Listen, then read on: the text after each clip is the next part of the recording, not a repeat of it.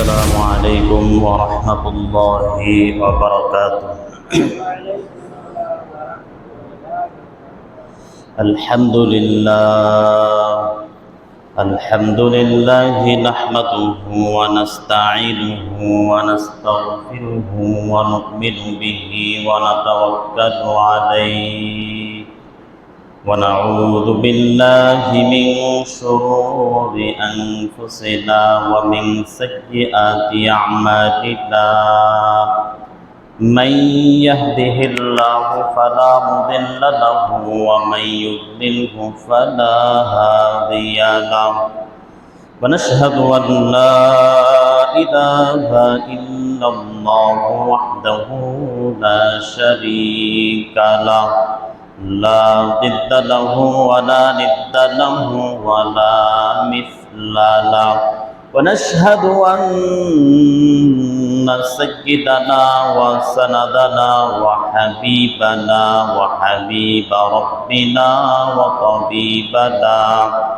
وطبيب قلوبنا ومولانا محمدا عبده ورسوله، صلوات الله وسلامه عليه وعلى آله وأصحابه وبارك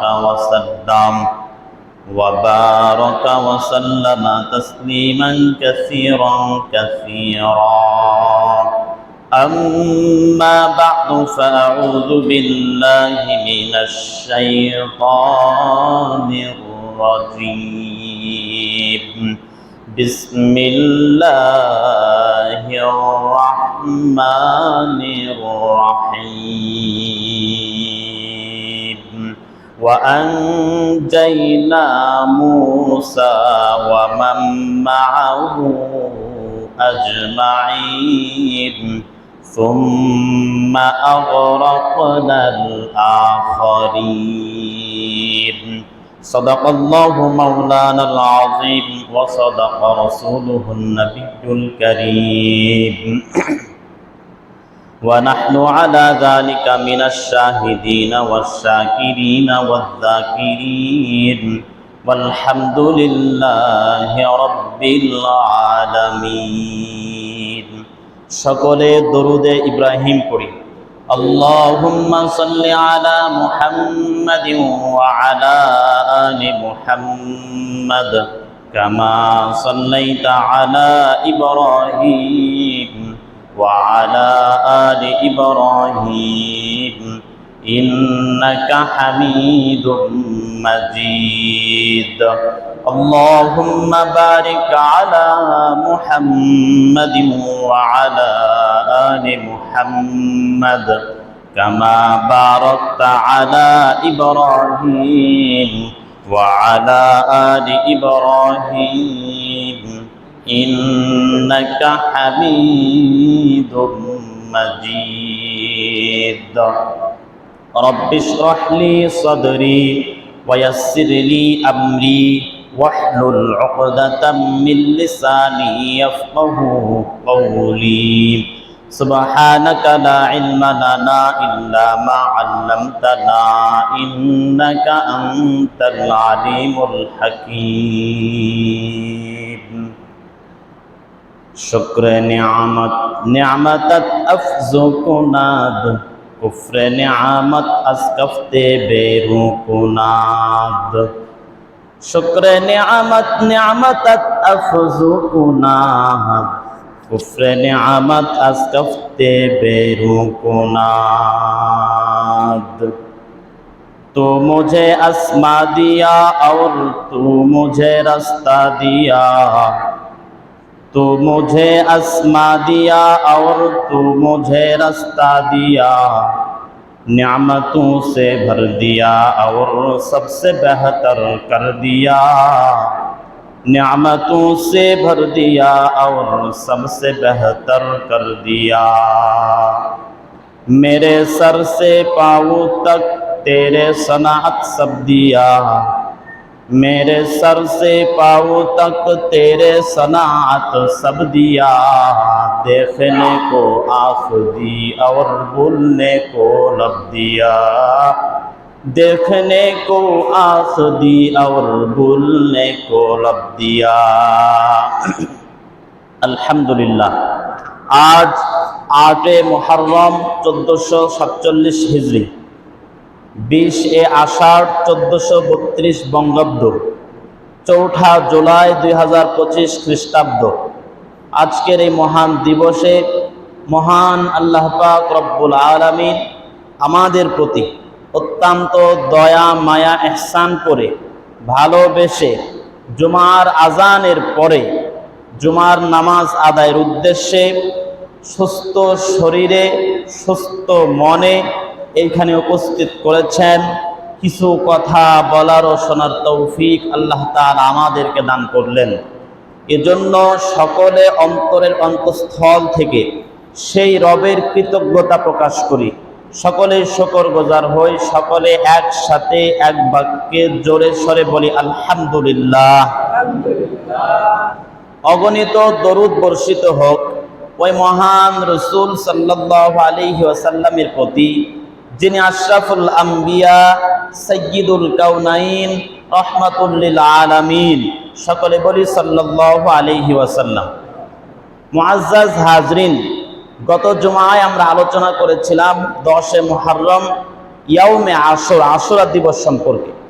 আজকের আমাদের আলোচ্য বিষয় হলো 3 ভাগে বিভক্ত। প্রথমে আমরা আলোচনা করব যে ইয়াউমে আশুরা, আশুরার দিবসে করণীয় কি। দ্বিতীয় নাম্বার, আশুরার দিবসে বর্জনীয় কি, এবং এইখান থেকে আশুরা থেকে আমাদের শিক্ষার কি রয়েছে। এই 3 ভাগে আজকে আমরা আলোচনা শুনব।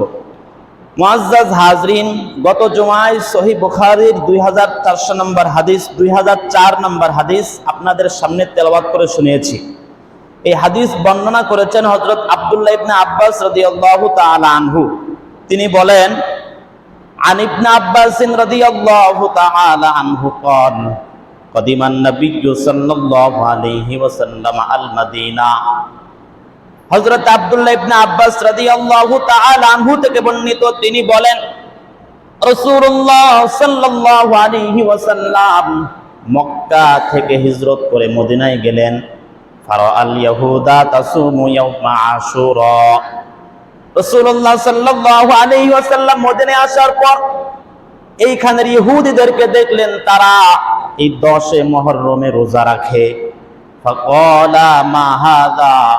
রাসূল ইহুদিদেরকে জিজ্ঞাসা করলেন, কি ব্যাপার, কি এমন দিন তোমরা এই দিনে রোজা রাখো কেন? ক্বালু হাযা ইয়াউমুন সালিহুন।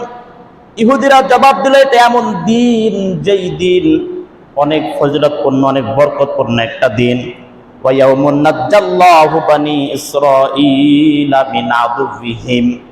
এটা এমন সম্মানিত দিন, এমন ফজিলতপূর্ণ দিন, এই দিনে আল্লাহ তাআলা হযরত মূসা আলাইহিস সালাতু ওয়াস সালামের সম্প্রদায়, মূসা আলাইহিস সালামের সম্প্রদায় তার কওম বনি ইসরাইলকে ফিরআউনের হাত থেকে মুক্তি দিয়েছিলেন। সুবহানাল্লাহ। ফাসামাহু মূসা। এই যে আল্লাহ তাআলা এত বড় বিপদ থেকে মুক্তি দিলেন, এই বিপদ থেকে মুক্তি পাওয়ার পর হযরত মূসা আলাইহিস সালাম আল্লাহর দরবারে শুকরিয়া আদায়ের জন্য রোজা রেখেছিলেন। আর আমরা ইহুদিরা যেহেতু মূসা আলাইহিস সালাতু ওয়াস সালামের অনুসারী, তিনি আমাদের পয়গম্বর, এজন্য তার অনুসরণ করে আমরাও এই দিনে রোজা রাখি। সুবহানাল্লাহ। রাসূলুল্লাহ সাল্লাল্লাহু আলাইহি সাল্লাম বললেন, ফাআনা আহাক্কু বিমূসা মিনকুম। তাহলে তো আমি মুহাম্মদুর রাসূলুল্লাহ তোমাদের চাইতে মূসা আলাইহিস সালাতু ওয়াস সালামের অনুকরণ করার বেশি হকদার, আমি তো বেশি অধিকার রাখি রোজা রাখার জন্য। ফাসামা রাসূলুল্লাহ সাল্লাল্লাহু আলাইহি ওয়াসাল্লাম। অতঃপর আল্লাহ রাসূল সাল্লাল্লাহু আলাইহি সাল্লাম ইয়াউমে আশুরা, 10 মুহররম আশুরার দিনে রোজা রাখলেন। ওয়া আমারা বিসিয়ামিহি, এবং সাহাবায়ে কেরামদেরকে এই দিনে রোজা রাখার নির্দেশ দিলেন। সুবহানাল্লাহ। এই হাদিস থেকে বোঝা যায় 10 মুহররম ইয়াউমে আশুরা এমন একটা দিন, পূর্ববর্তী কাল থেকে এটা ফজিলতপূর্ণ। শুধু আমাদের রাসূলের পরে এটার ফজিলত এমনটা না। আমরা তো অনেকে মনে করি যে কারবালার পর থেকে এটা ফজিলতপূর্ণ হয়েছে। হযরত হুসাইন রাদিয়াল্লাহু তাআলা আনহুর শহীদের পর থেকে এটা সম্মানিত আর ফজিলতপূর্ণ হয়েছে, বিষয়টা এমন না, বরং আশুরার ফজিলত অনেক যুগ থেকে, সে বনী ইসরাইলেরও আগে থেকে। হযরত নূহ আলাইহিস সালাতু ওয়াস সালামের নৌকা প্লাবনের সময় যে নৌকা থেমেছিল সেটা এই দিনেই ছিল। তো বোঝা যায় এই দিনটা ফজিলতপূর্ণ সম্মানিত হওয়াটা অনেক আগে থেকে। ইহুদির খ্রিস্টানরাও এই দিনে রোজা রাখে। তো মুআজ্জাজ হাজিরিন, এই জন্য এই দিনের 1 নম্বর আমল হলো রোজা রাখা। এই দিনের 1 নম্বর আমল রোজা রাখা। মুআজ্জাজ হাজিরিন, এই দিনের আমলের ক্ষেত্রে 2টা হাদিস আপনাদেরকে শোনাবো। 1 নম্বর সুনানে নাসাইর হাদিস। এই হাদিস বর্ণনা করেছেন হযরত হাফসা রাদিয়াল্লাহু তাআলা আনহা। হাদিস নাম্বার 2416, 2416 নম্বর হাদিস। আন হাফসা রাদিয়াল্লাহু তাআলা আনহা قالت আরবাউন লাম ইয়াকুন ইয়াদউহুন্না নবিয়্যু সাল্লাল্লাহু আলাইহি ওয়াসাল্লাম। হযরত হাফসা রাদিয়াল্লাহু তাআলা আনহা থেকে বর্ণিত, তিনি বলেন 4টা আমল, 4টা কাজ রাসূল কখনো ছাড়তেন না। কয়টা কাজ? 4টা কাজ রাসূল কখনো ছাড়তেন না। সিয়ামা ইয়াউমা আশুরা, 1 নাম্বার হলো আশুরার রোজা। ওয়াল আশরা, 2 নাম্বার আমল হলো জিলহজ মাসের প্রথম দশকের রোজা। ওয়া সালাসাতা আইয়ামিন মিন কুল্লি শাহরিন, প্রত্যেক মাসের 3 দিন আইয়ামে বীজের রোজা। ওয়া রাকাআতাইনি ক্বাবলাল গাদা, আর ফজরের ফরজ 2 রাকাত নামাজের পূর্বে 2 রাকাত সুন্নত আছে, এই 2 রাকাত সুন্নত রাসূল কখনো ছাড়তেন না। কয়টা আমল পাইলাম? এই হাদিস আগেও শোনাইছি। 4টা আমল রাসূল কখনো ছাড়তেন না। এর মধ্যে প্রথম নাম্বার আশুরার রোজা, জিলহজ মাসের প্রথম দশকের রোজা। তৃতীয় নাম্বারে প্রত্যেক মাসের 3টা রোজা। আর সর্বশেষ ফজরের পূর্বে যে 2 রাকাত সুন্নত, এই 2 রাকাত সুন্নত রাসূল ছাড়তেন না। এই হাদিস থেকে প্রমাণ পাওয়া যায় যে রাসূল সাল্লাল্লাহু আলাইহি সাল্লাম আশুরার রোজা রেখেছেন। 2 নাম্বার হাদিস, কিতাবের নাম সহিহ মুসলিম, হাদিস নাম্বার 2637। এই হাদিস বর্ণনা করেছেন আবু কতাদা আনসারী রাদিয়াল্লাহু তাআলা। সাহাবীর নাম, বর্ণনাকারীর নাম আবু কতাদা আনসারী। হযরত আবু কতাদা আনসারী রাদিয়াল্লাহু তাআলা আনহু থেকে বর্ণিত, তিনি বলেন রাসূলুল্লাহ সাল্লাল্লাহু আলাইহি ওয়াসাল্লামের কাছে প্রশ্ন করা হলো রোজা সম্পর্কে। সাহাবায়ে কেরামরা প্রশ্ন করলেন, ইয়া রাসূলুল্লাহ, ইয়া হাবিবাল্লাহ, কোন ব্যক্তি যদি সারা বছর রোজা রাখে, একদিনও সে রোজা ভাঙে না, সারা বছর রোজা রাখে, এই রোজার হুকুমটা কি? রাসূলুল্লাহ সাল্লাল্লাহু আলাইহি সাল্লাম জবাব দিলেন, এই ব্যক্তির রোজা রাখা আর না রাখা বরাবর, সে যেন রোজা রাখেও নাই আবার রোজা ছাড়াও থাকে নাই, মানে তার রোজা রাখাটা আর না রাখাটা বরাবর। সাহাবায়ে কেরাম আবার প্রশ্ন করলেন, ইয়া রাসূলুল্লাহ, ইয়া হাবিবাল্লাহ, কোন ব্যক্তি যদি লাগাতার 2 দিন রোজা রাখে আর 1 দিন রোজা ছেড়ে দেয়, অর্থাৎ 2 দিন রোজা রাখবে আর 1 দিন খাবে, আবার 2 দিন রোজা রাখবে আবার 1 দিন খাবে, এরকম লাগাতার 2 দিন রোজা আর 1 দিন রোজা ছাড়া কেউ যদি সাওম পালন করে, রোজা পালন করে, তার রোজার কি হুকুম?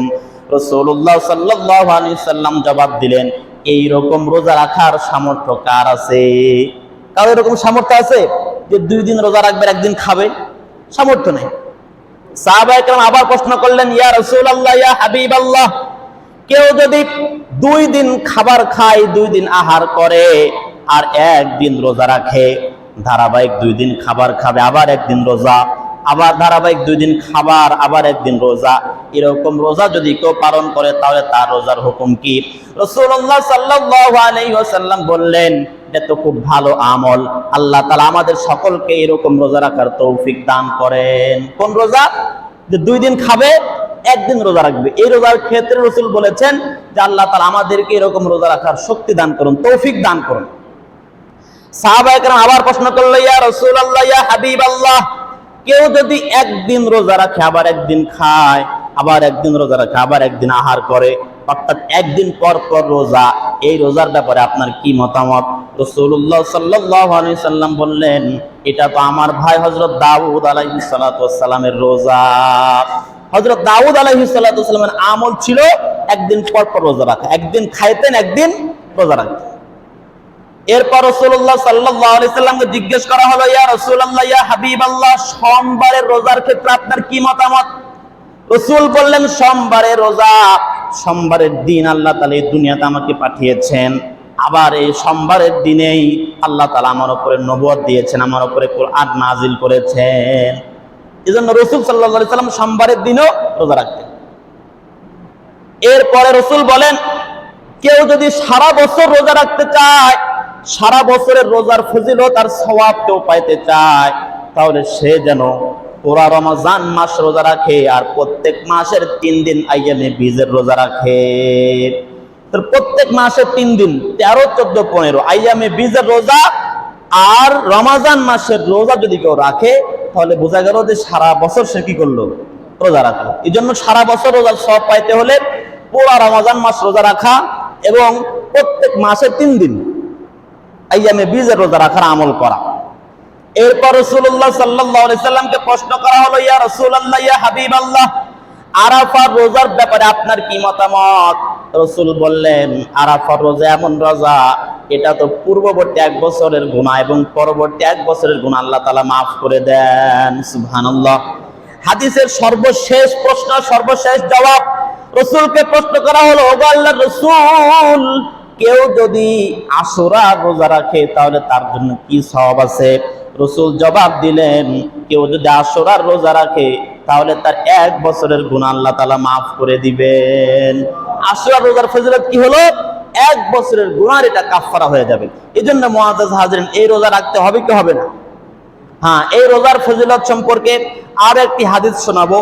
কিতাবের নাম সহিহ বুখারী, হাদিস নাম্বার 1960। কত নাম্বার? এই হাদিস বর্ণনা করেছেন হযরত রুবাইয়্যি বিনতে মুআউযিজ রাদিয়াল্লাহু তাআলা আনহা। আনির রুবাইয়্যি বিনতে মুআউযিজ রাদিয়াল্লাহু তাআলা আনহা قالت أرسل النبي صلى الله عليه وسلم غداة عاشوراء إلى قرى الأمصار। হযরত রুবাইয়্যি বিনতে মুআউযিজ রাদিয়াল্লাহু তাআলা আনহা থেকে বর্ণিত, তিনি বলেন, রাসূলুল্লাহ সাল্লাল্লাহু আলাইহি ওয়াসাল্লাম আশুরার দিবসে, আশুরার দিন ফজরের পর, সুবহে সাদেকের পর আনসারদের পল্লীতে, আনসারের এলাকার মধ্যে তিনি হুকুম জারি করলেন, নির্দেশ জারি করে দিলেন, মান আসবাহা মুফতিরা ফালইউতিম্মা বাকিয়াতা ইয়াউমিহি। তোমাদের মধ্যে আজকে আশুরার দিন যারা রোজা রাখে নাই, যারা সাহরি করে নাই, যারা আজকের দিন রোজা রাখে নাই, তারা যেন এই অবশিষ্ট দিন, বাকি দিনটা না খেয়ে কাটিয়ে দেয়, তারা যেন খাবার না খায়। ওয়ামান আসবাহা সাইমা ফালইয়াসুম। আর তোমাদের মধ্য থেকে যারা রোজা রেখেছে, যারা রোজার নিয়ত করেছে, তারা যেন তাদের রোজা পরিপূর্ণ করে। ক্বালাত ফাকুন্না নাসুমুহু বা'দু ওয়া নুসাওবিমু সিবিয়ানানা।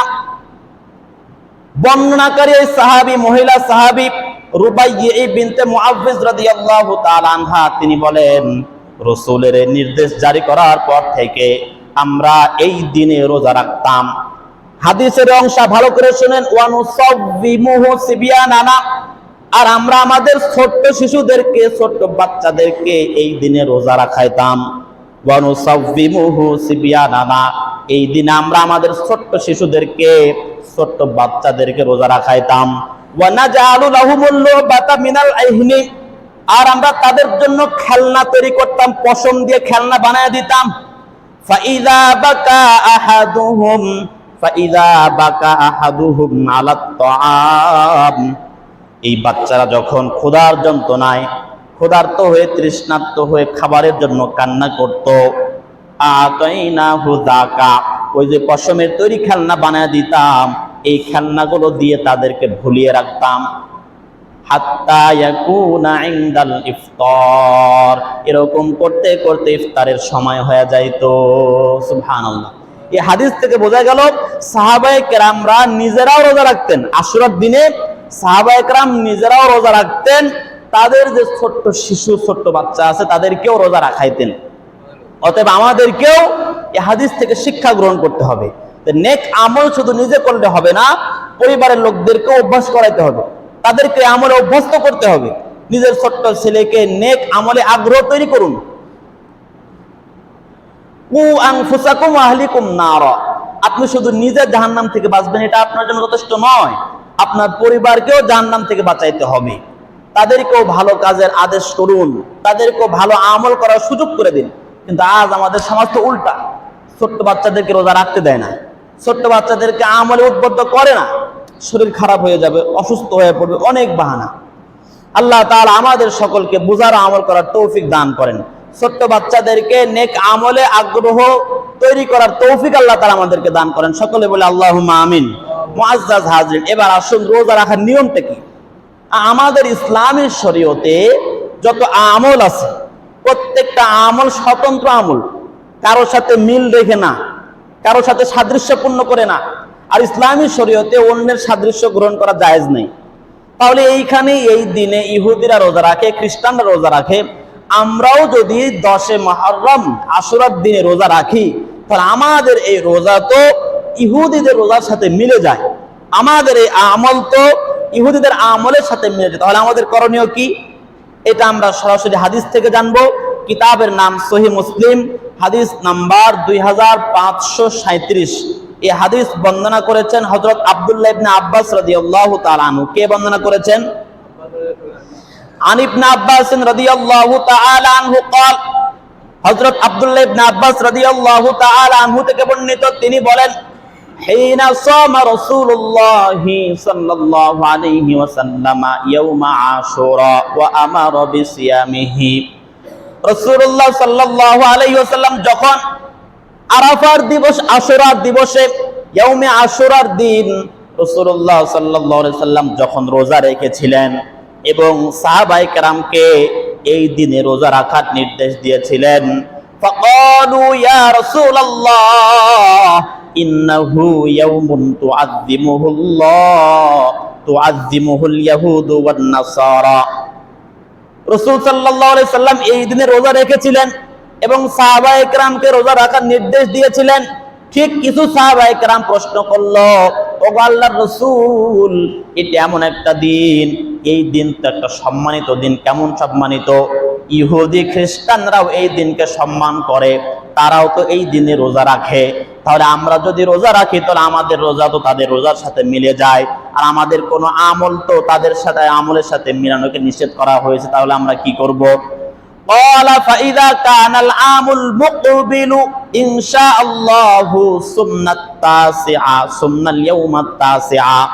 রাসূলুল্লাহ সাল্লাল্লাহু আলাইহি সাল্লাম বললেন, ঠিক আছে, আগামী বছর থেকে, সামনে বছর থেকে আমরা 9 তারিখেও রোজা রাখবো ইনশাআল্লাহ। কয় তারিখে? 9 তারিখেও রোজা রাখবো। قال লাম ইয়াতিল আমুল মুকবিলু হাত্তা তুওফিয়া রাসূলুল্লাহ সাল্লাল্লাহু আলাইহি ওয়াসাল্লাম। এই বর্ণনাকারী সাহাবী আব্দুল্লাহ ইবনে আব্বাস রাদিয়াল্লাহু তাআলা আনহু বলেন, রাসূলের ইচ্ছা ছিল আগামী বছর আমি 9 তারিখেও রোজা রাখবো, কিন্তু আগামী বছর আসার আগে রাসূলের ইন্তেকাল হয়ে যায়। রাসূল ইন্তেকাল করে চলে গিয়েছেন দুনিয়া থেকে, তার ওফাত হয়ে গেছে, যার কারণে তিনি আগামী বছর রোজা রাখার সুযোগ পাননি। কিন্তু তার বাণী আছে যে তোমরা 9 তারিখে রোজা রাখো। রাসূলের ইচ্ছা ছিল যে আগামী বছর আমি জীবিত থাকলে কি করব? 9 তারিখে রোজা রাখবো। অতএব হাদিস থেকে বোঝা যায় 9 এবং 10 তারিখে রোজা রাখা এটা ইহুদিদের সাথে সাদৃশ্য হবে না, তাদের বিরোধিতা হবে। তো ইহুদিদের বিরোধিতার খাতিরে 9 তারিখ রোজা রাখতে হবে। তাহলে 9-10 অথবা 10-11 বিরোধিতার জন্য 11 তারিখে রাখা যেতে পারে। তবে হাদিসের ভাষায় যেহেতু 9 তারিখটা পাওয়া যায়, 9-10 বেশি উত্তম। তবে 10-11 রাখলেও কোনো সমস্যা নেই। 9-10 অর্থাৎ আমাদের হচ্ছে আজকে 8 তারিখ, আগামীকাল 9-10 মানে শনি রবি অথবা রবি সম। রবিবার হলো আশুরার রোজা, এর আগে একদিন অথবা পরে একদিন, তাহলে শনি রবি অথবা রবি সম। আপনারা ঘরের মেয়ে লোকদেরকে জানিয়ে দিবেন, পুরুষরা রোজা না রাখলেও মহিলারা কিন্তু ঠিকই রোজাটা রাখে। এটা আল্লাহ তাআলার একটা রহমত। অথচ তাদেরকে বলেন যে নামাজ পড়ো, নামাজ পড়বে না। কিন্তু অনেক মেয়ে লোক আছে নামাজ পড়ে না কিন্তু রোজা রাখে। কারণটা কি? কারণ তারা আল্লাহর নির্দেশ অনেক মহব্বত করে। কোরআনুল কারীমের এক আয়াতের মধ্যে আছে ইন্নাহা লাকাবীরাতুন, যে নামাজ অনেক কঠিন, তবে যারা বিনয়ী তাদের জন্য সহজ। কিন্তু এই যে আল্লাহর হুকুম ইন্নাহা লাকাবীরাতুন, আল্লাহর একটা কথা আছে নামাজ কঠিন, এই কঠিনকে এত কঠিন মনে করে যে নামাজই পড়তে চায় না। আর রোজার ক্ষেত্রে আছে না সহজ, এই সহজ হুকুমের কারণে এতটাই সহজ, যদি বলেন পুরো মাস রোজা রাখতে হবে কোনো আপত্তি নেই, রোজা রাখবে, কিন্তু ফরজ নামাজ পড়তে চায় না, কারণ ওই যে ইন্নাহালা কাবিরাতুন। যাই হোক মুআজ্জাজ হাজির, তো রোজার ক্ষেত্রে 9, 10 অথবা 10, 11 আমাদের এই বছরের হিসাব অনুযায়ী আগামী শনি রবি অথবা রবি সোম। জামে তিরমিজি, কিতাবের নাম জামে তিরমিজি, হাদিস নাম্বার 755। হযরত আব্দুল্লাহ ইবনে আব্বাস রাদিয়াল্লাহু তাআলা আনহু বলেন, সুমুত তাসিআ ওয়াল আশিরা ওয়া খালিফুল ইয়াহুদা, যে তোমরা 9 তারিখ এবং 10 তারিখ রোজা রাখো এবং ইহুদিদের বিরোধিতা করে চলো। তাহলে ইহুদিদের বিরোধিতা করার জন্য 9 তারিখ এবং 10 তারিখ রোজা রাখতে হবে। এই ছিল আমাদের করণীয় 1 নম্বর আমল, রোজা রাখা। 2 নম্বর আমল হলো, যদিও হাদিসটা জয়ীফ, তারপর আমল করলে করতে পারেন, যে এই দিনে পরিবারের জন্য ভালো খাবারের ব্যবস্থা করা। হাদিসের মধ্যে আছে যে মান ওয়াসআ ইয়ালিহি, যে ব্যক্তি নিজের পরিবারের জন্য ভালো খাবারের একটা ব্যবস্থা করবে, ওয়াসআ আল্লাহু আলাইহি সাইর সানাতি, আল্লাহ তাআলা তার উপরে পুরো বছর ভালো ব্যবস্থা করে দিবেন। সুবহানাল্লাহ। হাদিসটা সনদগত দিক থেকে একটু দুর্বল, জয়ীফ, কিন্তু আমল করলে করতে পারেন, আমল করতে কোনো সমস্যা নাই। মুআজ্জাজ হাজির, এবার আসেন বর্জনীয় কিছু কাজ। প্রথম নাম্বার বর্জন হলো গুনাহ বর্জন করা। এই মাসে গুনাহ বর্জন করতে হবে। আল্লাহ তাআলা সূরা তাওবার 36 নম্বর আয়াতের মধ্যে বলেন, ইন্না ইদ্দাতাশ শুহুরি ইনদাল্লাহি 12 শাহরান ফি কিতাবিল্লাহ ইয়াওমা খালাকাস সামাওয়াতি ওয়াল আরদা মিনহা আরবাআতুন হুরুম, নিশ্চয় আল্লাহ তাআলার নিকটে আল্লাহ তাআলার কিতাবে লিখিত আছে যে মাস সমূহের গণনা 12টি। এটা কবে থেকে? যেদিন আল্লাহ তাআলা আসমান জমিন সৃষ্টি করেছেন সেই দিন থেকে মাসের গণনা কয়টা হয়ে আসছে? কয়টা বলেন? মাস সমূহের গণনা কয়টা হয়ে আসছে? 12টা। মিনহা আরবাআতুন হুরুম, এই 12 মাসের মধ্য থেকে আল্লাহ তাআলা 4টা মাসকে সম্মানিত করেছেন, 4টা মাসে গুনাহ করাকে আল্লাহ তাআলা হারাম করে দিয়েছেন। যালিকা দ্বীনুল কাইয়্যিম, এটা আল্লাহ তাআলার সুস্পষ্ট বিধান। ফালা তাযলিমু ফীহিন্না আনফুসাকুম, অতএব তোমরা এই 4 মাসে গুনাহ করো না, নিজেদের উপরে জুলুম করো না। নিজের উপরে জুলুম কিভাবে হয়? গুনাহের মাধ্যমে হয়। এজন্য আল্লাহ তাআলা বলেন ফালা তাযলিমু ফীহিন্না আনফুসাকুম, এই 4টা মাস সম্মানিত ফজিলতপূর্ণ 4টা মাসে তোমরা জুলুম করো না, অর্থাৎ গুনাহ করো না।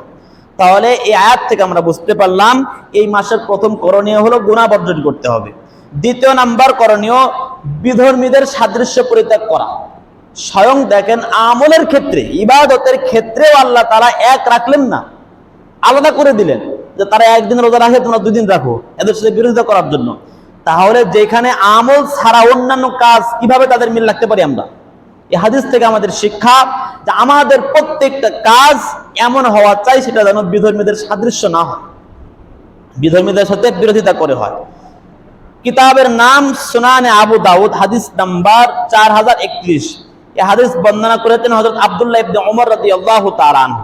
عن ابن عمر رضي الله تعالى عنه قال قال رسول الله صلى الله عليه وسلم من تشبه بقوم فهو منهم। হযরত আব্দুল্লাহ ইবনে ওমর রাদিয়াল্লাহু তাআলা আনহু থেকে বর্ণিত, তিনি বলেন রাসূলুল্লাহ সাল্লাল্লাহু আলাইহি ওয়াসাল্লাম ইরশাদ করেছেন, যে ব্যক্তি বিধর্মীদের সাথে সাদৃশ্য অবলম্বন করলো, যে ব্যক্তি বিজাতির সাদৃশ্য গ্রহণ করলো, অন্য ধর্মের লোকদের সাদৃশ্য গ্রহণ করলো, সে যেন তাদেরই অন্তর্ভুক্ত হয়ে গেল। নাউজুবিল্লাহ। তাহলে বিধর্মীদের সাদৃশ্য গ্রহণ করা কতটা ভয়ঙ্কর বুঝতে পারছেন? আপনি যাদের অনুকরণ করবেন, যাদের সাদৃশ্য গ্রহণ করবেন, তো আপনি তাদের অন্তর্ভুক্ত হয়ে যাবেন। মুআজ্জাজ হাজরিন, এরপরে মুহররম, এই 10 মুহররম ইয়াউমে আশুরা, এই দিনে আমাদের কিছু ভাই তাজিয়া বের করেন, মিছিল বের করেন, র্যালি বের করেন, মাতম করেন। মানে যারা বেশি ওই যে মিছিল বের করে, পিঠে আঘাত করে, গলায় আঘাত করে, হাত পা কেটে রক্ত বের করে, হাই হুসাইন বলে স্লোগান দেয়, ইয়া আলী বলে স্লোগান দেয়, এই সবগুলো শরীয়ত পরিপন্থী, ইসলাম এগুলো কোনো মতন দেয় না। এই জন্য এই সমস্ত যত কাজ আছে হয়তো এই সমাজে নাই, আমাদের এলাকায় হয়তো বা নাই, শহরের দিকে এগুলো বেশি, শিয়া সম্প্রদায়ের লোকদের দ্বারা এগুলো প্রকাশ পায়।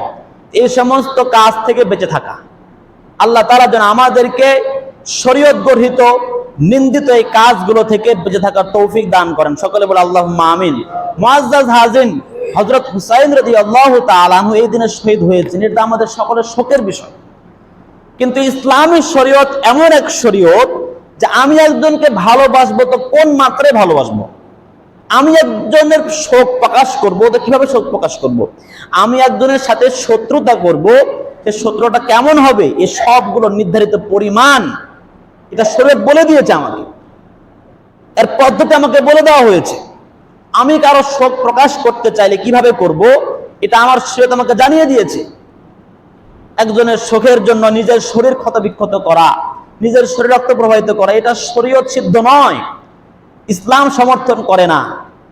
মুআজ্জাজ হাজরিন, কিতাবের নাম সহিহ বুখারী, হাদিস নাম্বার 1298, 1298। এই হাদিস বর্ণনা করেছেন হযরত আব্দুল্লাহ রাদিয়াল্লাহু তাআলা আনহু। কে বর্ণনা করেছেন? আন আব্দুল্লাহ রাদিয়াল্লাহু তাআলা আনহু قال قال رسول الله সাল্লাল্লাহু আলাইহি ওয়াসাল্লাম, হযরত আব্দুল্লাহ রাদিয়াল্লাহু তাআলা আনহু থেকে বর্ণিত, তিনি বলেন রাসূলুল্লাহ সাল্লাল্লাহু আলাইহি ওয়াসাল্লাম ইরশাদ করেছেন, লাইসা মিন্না মান দারাবাল খুদুদা ওয়া শাক্কাল জুয়ুবা ওয়া দাআ বিদাওয়াল জাহিলিয়্যা। হযরত আব্দুল্লাহ রাদিয়াল্লাহু তাআলা আনহু থেকে বর্ণিত, তিনি বলেন রাসূলুল্লাহ সাল্লাল্লাহু আলাইহি ওয়াসাল্লাম ইরশাদ করেছেন, ওই ব্যক্তি আমার অন্তর্ভুক্ত না, ওই ব্যক্তি আমার উম্মত না। কোন ব্যক্তি? ভালো করে মনোযোগ দিয়ে শুনেন। মান দারাবাল খুদুদ, যারা শোক প্রকাশের জন্য গালে থাপ্পড় মারে, গাল আঁচড়ায়, ওয়া শাক্কাল জুয়ুব, এবং বুকে চাপড়াইতে চাপড়াইতে, বুকে আঘাত করতে করতে বুকের জামা ছিঁড়ে ফেলে, ওয়া দাআ বিদাওয়াল জাহিলিয়্যা, কারো শোক প্রকাশের জন্য জাহিলিয়াতের যুগে যেরকম ছন্দ ছন্দ কবিতা বলে বলে কান্না করত, শোক প্রকাশ করত, এইভাবে যারা ডাকে তারা আমার অন্তর্ভুক্ত না, তারা আমার উম্মতের অন্তর্ভুক্ত না। নাউজুবিল্লাহ। বিষয়টা বুঝেন ভালোভাবে। রাসূল বলছেন যে ওই সমস্ত ব্যক্তি আমার উম্মতের অন্তর্ভুক্ত না। ওই সমস্ত ব্যক্তি কারা?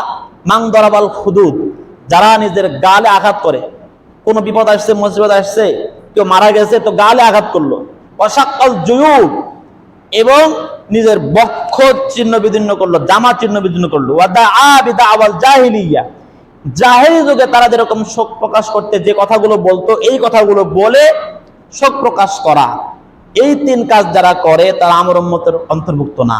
অতএব যারা এই তাজিয়া মিছিল বের করে, মাতম করে, তারা তো এগুলোই করে, হাত পা কিন্তু রক্ত বের করে, এটা শোক প্রকাশ করার কোন পদ্ধতি? এটা যারা এগুলো করে, রাসূল তাদেরকে ধমক দিচ্ছেন, সতর্ক বাণী দিয়ে, এগুলো করনে ওয়ালা আমার উম্মতের অন্তর্ভুক্ত না। এই হাদিস থেকে আমরা এটাও শিক্ষা গ্রহণ করতে পারি, আমাদের সমাজে হোক আমার বাপ, হোক আমার স্বামী, হোক আমার স্ত্রী, হোক আমার ভাই, হোক আমার বোন, মারা গেল, এটা আল্লাহ তাআলা নিয়ে গেছেন, আল্লাহ তাআলার পরীক্ষা। আল্লাহ তাআলা বলছেন না, ওয়ালা নাবলুওয়ান্নাকুম বিশাইইন মিনাল খাউফি ওয়াল জুই ওয়া নাকসিম মিনাল আমওয়ালি ওয়াল আনফুস, আমি তোমাদেরকে পরীক্ষা করব। কি দিয়া? ভয় দিয়ে, ক্ষুধা দিয়ে, তোমাদের জান মালের ক্ষতির মাধ্যমে। আরে তোমার আব্বা আছে, মৃত্যু দিয়ে দিলাম, ক্ষতি হলো কি হলো না? এটা তো পরীক্ষা ভাই। এই পরীক্ষা এসে গেলে আমরা কি করি? আমার আব্বা মারা গেছে তো ক্রন্দন করতে করতে নিজের গালে আঘাত করি, নিজের বুক ছিঁড়ে ফেলি, কত রকম যে প্রতিক্রিয়াগুলো হয়। মহিলারা তো ছন্দে ছন্দে কি যেন বলে আর এসব প্রকাশ করতে থাকে। এই সবগুলো ইসলাম বহির্ভূত, শরীয়ত বহির্ভূত কাজ। এগুলো যারা করবেন সাবধান, রাসূলের বাণী লাইসা মিন্না, যা আপনি আমার অন্তর্ভুক্ত না। রাসূল বলতেছেন ওই সমস্ত ব্যক্তি আমার অন্তর্ভুক্ত না। যারা এগুলো করেন খুব সাবধান থাকবেন। হ্যাঁ, আমার বাবা মারা গেছে, আমার স্বামী মারা গেছে, এটা তো পরীক্ষা আল্লাহ তাআলার পক্ষ থেকে। এখানে পদ্ধতিটা কি? শোক প্রকাশের পদ্ধতিটা কি? আল্লাহ তাআলা বলেন অবাশশিরিস সাবিরিন। আয়াতের পর ওখানে বলছেন অবাশশিরিস সাবিরিন, ধৈর্য ধারণ করো। শোক প্রকাশ কিভাবে? ধৈর্য ধারণ করে। হ্যাঁ, এখন আপনার আব্বা মারা গেছে, আপনি চোখ দিয়ে পানি ফেলেন, অন্তরে ব্যথা অনুভব করেন, শরীরে কোনো কিছু প্রকাশ করা যাবে না, এটা ইসলাম অনুমোদন দেয় না। তো মুআজ্জাজ হাজরিন, এই সমস্ত কাজ থেকে আমাদের বিরত থাকতে হবে। আল্লাহ তাআলা আমাদের সকলকে এই বর্জনীয় কাজ থেকে বেঁচে থাকার তৌফিক দান করেন। আশুরার শিক্ষা সম্পর্কে কিছু কথা বলতাম, সময় যেহেতু শেষ, যা বললাম এর উপরে আল্লাহ তাআলা আমল করার তৌফিক দান করেন। করণীয় কাজগুলো করার, বর্জনীয় কাজগুলো বর্জন করার তৌফিক আল্লাহ তাআলা আমাদেরকে দান করেন। সকলে বলে আল্লাহুম্মা আমিন। ওয়া আখিরু দাওয়ানা আনিল হামদুলিল্লাহি রাব্বিল আলামিন।